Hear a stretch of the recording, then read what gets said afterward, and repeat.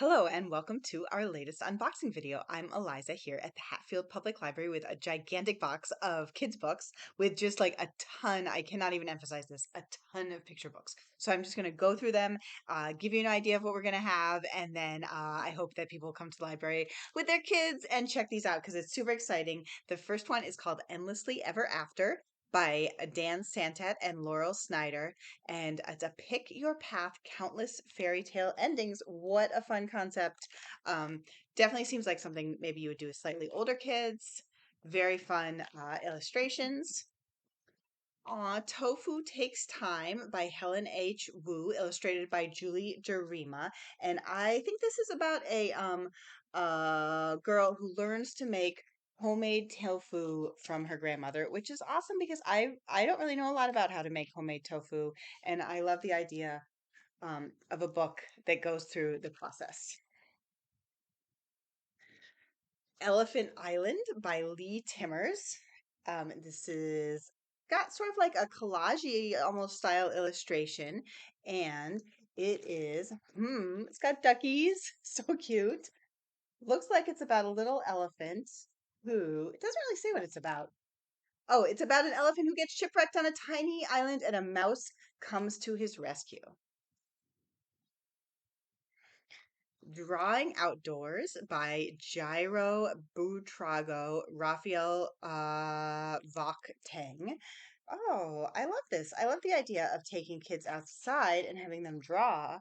It does seem, I'm just going to point out for anyone who didn't notice, there does seem to be like a dinosaur in the picture, which is not what we usually find. So I do feel like something is going on. So I'm intrigued.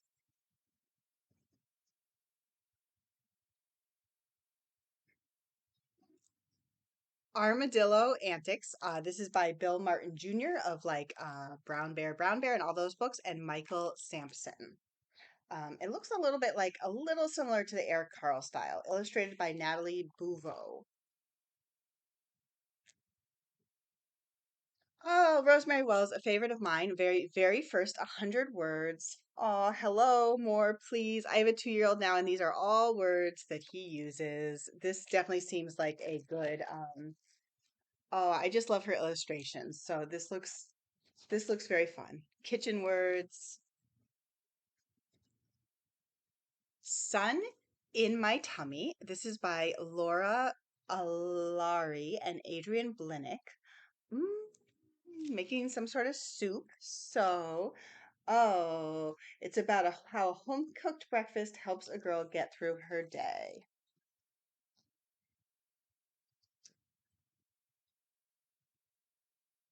I like this. You like that. By Linda Ashman, illustrated by Eve Coy. Oh, this is about two kids who can't agree on anything. I love this concept. This is like a good reminder for adults too that people just sometimes they just like different things.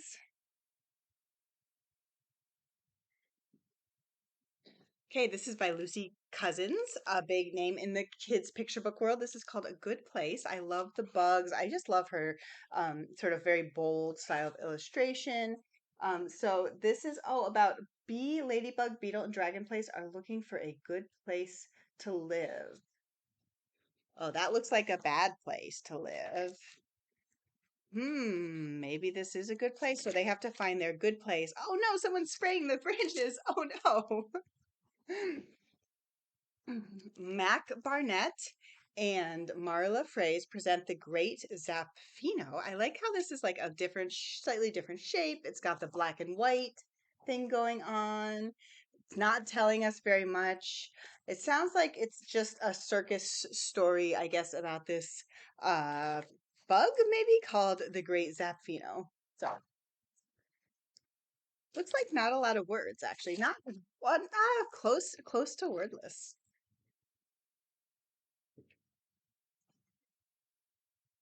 Being a Dog, A Tale of Mindfulness. And this is words by Maria Gianferrari, pictures by Pete Oswald, who we love. We love Pete Oswald. Um, and this is, how to be like a dog. That's clear. So it's all the things that dogs do and how you can be like a dog. Sounds like kind of like a lifestyle book for kids, I guess. Dress Up Day by Blanca Gomez. And this is, gosh, this looks like a dress up day for school, but it looks like only one kid is dressed up. So maybe there's a little mishap there. Yes. Okay. So she's sick on dress up day, so she wears her bunny costume on the next day, but then she feels a little awkward being the only one dressed up. Mm. Aw, after the buzz comes the bee, lift the flap animal sounds. Um, and so after the ribbit ribbit comes the frog. Oh, so it's like a little bit of a guessing thing about what animal is going to come. After the munch munch munch comes the caterpillar. After the oink oink comes the pig. Okay, we get the concept. Uh Yoshi and the Ocean by Lindsay Moore, a sea turtle's incredibly journey home. This sounds like a little more maybe a nonfiction element. 1907. Um, wow. This is about a turtle who was rescued and then released in 1997 and released back into the ocean in 2017. And then they put a tag on her so they could see where she went after that.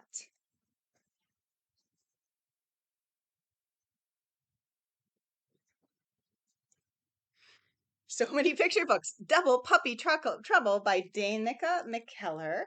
This is so many puppies. What has happened here? How did they end up with so many puppies? Oh, it's illustrated by Josie Massey. And they find a magic stick that can double things, and then yeah, they get in big trouble with that magic stick that can double things because I guess they double their puppy. So fun. Okay, this is A History of Underwear with Professor Chicken, written by Hannah Hope and Korwin Briggs, illustrated by Korwin Briggs. That sounds super goofy. It's just so goofy. It does not sound like it's real facts. It sounds like it's made up facts. I'm not sure we should trust Professor Chicken, but it looks very goofy and fun. We have Wolf Girl by Joe Loring Fisher. And this is about, oh, a girl who can't talk, but she dreams of wild, snowy woods, and then something magical happens.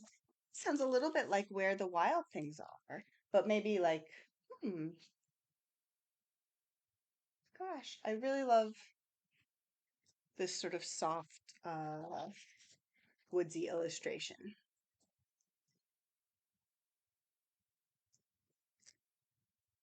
The Snowy Owl Scientist. So this is Arctic Owl Scientists in the Field Where Science Meets Adventure by Mark Wilson. So this is another sort of nonfiction one. Wow, this is a lot more text. So this is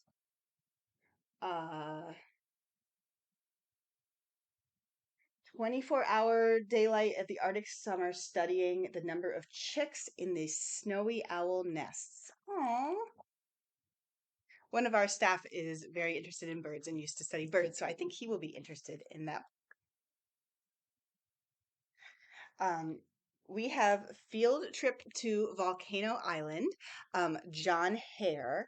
And this it looks like, oh my gosh, this is much better. So it's a school bus helicopter. This is better than any field trip I ever went on. And they go to a volcanic island. I wonder, this sounds almost like a little bit of like a more low-key updated Magic School Bus, but weird, no text, and also a random volcano monster. Hmm. Interesting. Interesting that that's wordless. Okay. So I have more picture books, but we're like 10 minutes in. So I'm just going to do one more and then I will continue on another video. So you'll have to stay tuned.